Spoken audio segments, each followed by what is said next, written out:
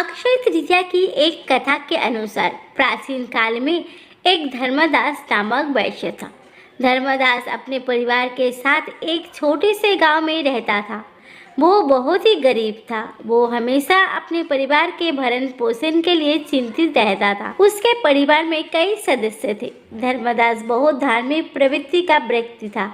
उसका सदाचार तथा देव एवं ब्राह्मण के प्रति उसकी श्रद्धा अत्यधिक प्रसिद्ध थी।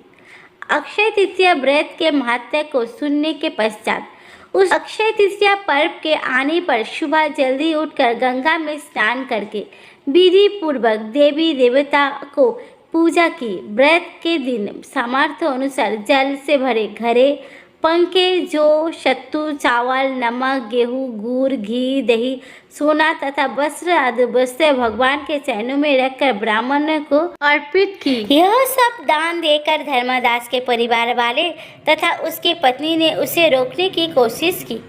उन्होंने कहा कि अगर धर्मदास इतना सब कुछ दान में दे देगा तो उसके परिवार का पालन पोषण कैसे होगा। फिर भी धर्मदास अपने दान और पुण्य कर्म से विचलित नहीं हुआ और अब उसने ब्राह्मणों को कई प्रकार का दान दिया।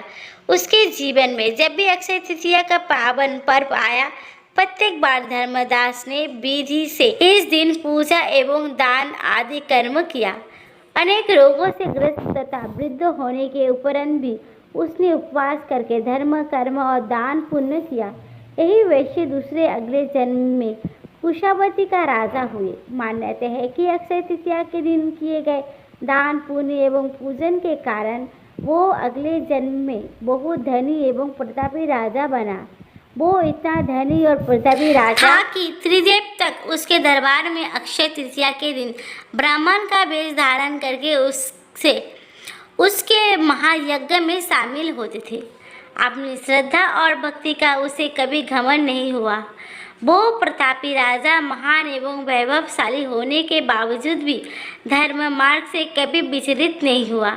माना जाता है कि यही राजा आगे के जन्म में भारत के प्रसिद्ध सम्राट चंद्रगुप्त के रूप में पैदा हुए थे। जैसे भगवान ने धर्मदास पर अपनी कृपा की, वैसे ही जो भी व्यक्ति इस अक्षय तृतीया की कथा का महत्व सुनता है और विधि विधान से पूजा एवं दान आदि करता है, उसे अक्षय पुण्य एवं यश की प्राप्ति होती है।